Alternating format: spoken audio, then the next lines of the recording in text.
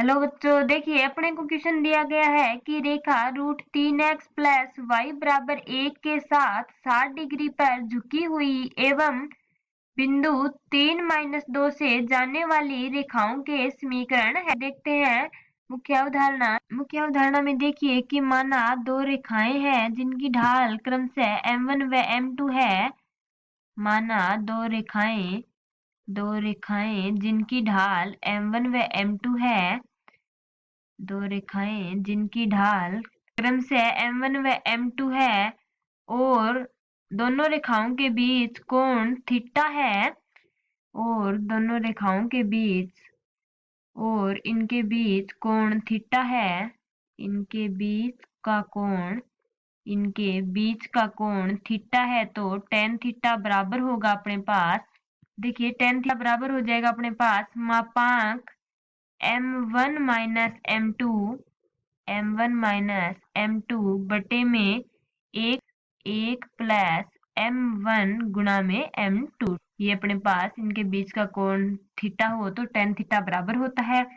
ठीक है, अब देखिए अपने को क्वेश्चन में जो समीकरण दी गई थी वो है अपने पास y प्लस √3x बराबर 1। ठीक है, अपने को ये समीकरण दी थी तो हम इसको इस प्रकार भी लिख सकते हैं कि y बराबर -√3x प्लस में 1। ठीक है, देखिए अपन जानते हैं अपने पास जो मानक समीकरण होती है y बराबर mx के रूप की होती है। ठीक है, ये अपने पास मानक रूप होता है समीकरण का, रेखा की समीकरण का मानक रूप होता है। ठीक है, तो यहाँ से देखिए हम तुलना करेंगे तो m का मान क्या आ जाएगा, ये समीकरण 1 है और ये 2 है तो समीकरण 1 व 2 की तुलना से देखिए तुलना से अपने पास m का मान क्या आ जाएगा, तुलना से m बराबर आ जाएगा अपने पास। देखिए m बराबर आएगा अपने पास -√3। ठीक है, ये अपने पास m का मान आ जाएगा। ये m1 कह सकते हैं कि ये अपने पास m1 आ गया। ठीक है, अब देखिए अपने पास m1 का मान आ गया और अपने को क्वेश्चन में कोण दिया गया है कि दो रेखाओं के बीच का कोण अपने पास 60 डिग्री दिया गया है और एक रेखा तो अपने को दी गई है y बराबर -√3x प्लस में 1। यहाँ से अपने पास जो m1 का मान आया था m1 वो अपने पास -√3 आ गया। ठीक है, अब देखिए m2 का मान निकालने के लिए अपने पास थीटा तो दिया हुआ है। देखिए अपने को क्वेश्चन में दिया गया है कि थीटा बराबर अपने पास है 60 डिग्री। ठीक है, और m1 का मान अपने पास -√3x आ गया।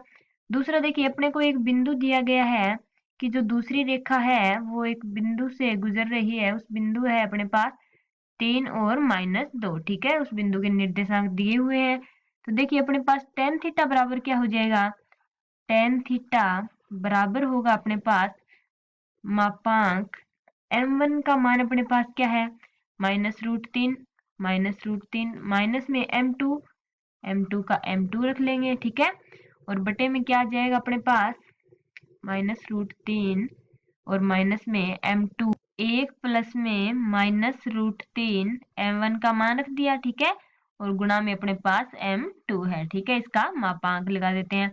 अब देखिए थीटा का मान 60 है अपने को दिया गया है तो हम लिख सकते हैं कि tan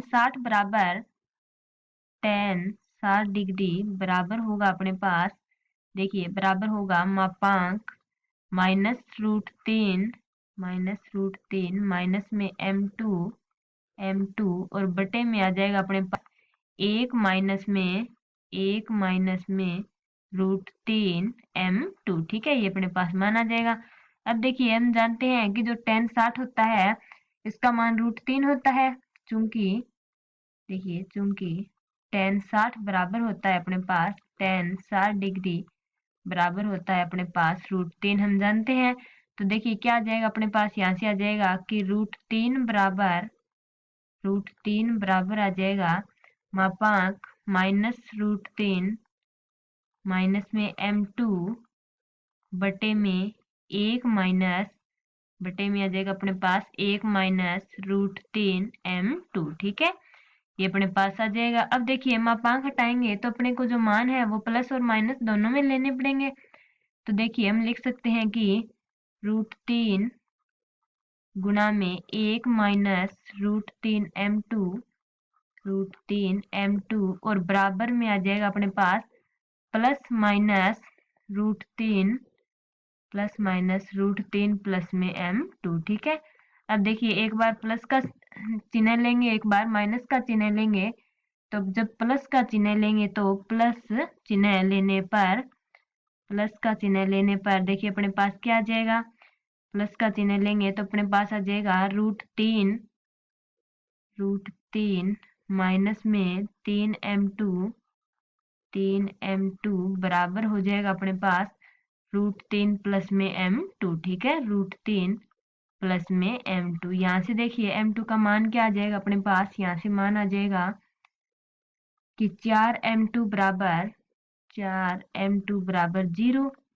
अतः m2 का मान है अपने पास 0 आ जाएगा, m2 बराबर 0। ये अपने पास एक मान आ गया। दूसरा देख माइनस चिन्ह लेने पर, ठीक है, एक तो मान अपने पास आ गया m2 का, जब हमने प्लस का चिन्ह लिया था। माइनस चिन्ह लेने पर देखिए अपने पास मान क्या आएगा, ये आ जाएगा अपने पास √3 माइनस में 3m2, ठीक है, माइनस में m2।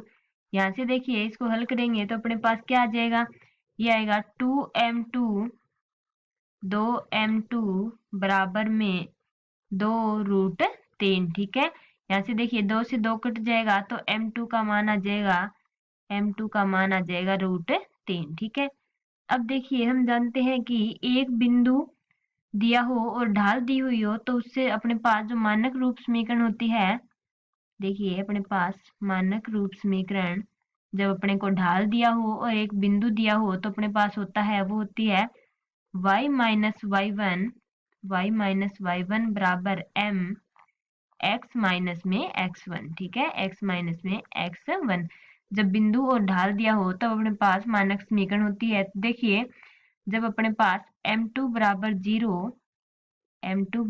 0 तथा बिंदु अपने को दिया गया था 3 और -2 तथा बिंदु 3-2 से गुजरने वाली रेखा का समीकरण, देखिए समीकरण हो जाएगा अपने पास y माइनस y1 का मान है अपने पास -2 और बराबर आ जाएगा अपने पास m का मान 0 और x माइनस में x1 का मान 3। ठीक है, इसको आगे हल करेंगे तो यहाँ से अपने पास आ जाएगा y प्लस में 2 बराबर 0। ठीक है, अपने पास एक समीकरण तो ये आ गई। दूसरी देखिए जब अपने पास m2 का मान बराबर हो √3 हो तथा बिंदु 3-2 से गुजरने वाली रेखा का समीकरण, देखिए ये समीकरण हो जाएगा अपने पास y माइनस में y1 बराबर m2 का मान रख देंगे √3, यहाँ पे y1 का मान -2 रख दिया और m का मान √3। ठीक है, अब देखिए x माइनस में x1 का मान है अपने पास 3। ठीक है, समीकरण को आगे हल करेंगे तो देखिए अपने पास क्या आ जाएगी, अपने पास जो समीकरण बनेगी वो आएगी कि y प्लस में 2 बराबर √3x माइनस में 3√3। ठीक है, अब देखिए पक्षांतरण करेंगे तो अपने पास आ जाएगी कि y प्लस में 2 माइनस में √3x माइनस में 3√3 बराबर 0। ठीक है, या हम इस समीकरण को इस प्रकार भी लिख सकते हैं कि √3x माइनस में y माइनस में, देखिए पक्षांतरण करेंगे तो ये माइनस का था, इधर आके प्लस का हो जाएगा। तो देखिए अब हम इसको इस प्रकार लिख सकते हैं कि √3x माइनस y माइनस में 2 और ये भी माइनस का हो जाएगा, माइनस में 3√3, माइनस से हमने पूरी समीकरण को भाग दे दिया। ठीक है, तो अब देखिए अपने को दो समीकरण प्राप्त हुई है। अपने पास एक समीकरण है √3x माइनस में y माइनस 2 माइनस 3√3 बराबर 0 और एक समीकरण अपने पास आई है वो है y प्लस 2 बराबर 0। ठीक है, अब यदि हम ऑप्शन की बात करें, यदि हम विकल्प की बात करें तो देखिए अपने को ए विकल्प दिया गया है वो है अपने पास y प्लस 2 बराबर 0 और दूसरी समीकरण है √3x minus y minus 2 minus 3√3 बराबर 0। ठीक है, तो हम कह सकते हैं कि जो अपना ए विकल्प है वो सही उत्तर हो जाएगा। आशा करती हूँ आपको समझ में आया होगा। धन्यवाद।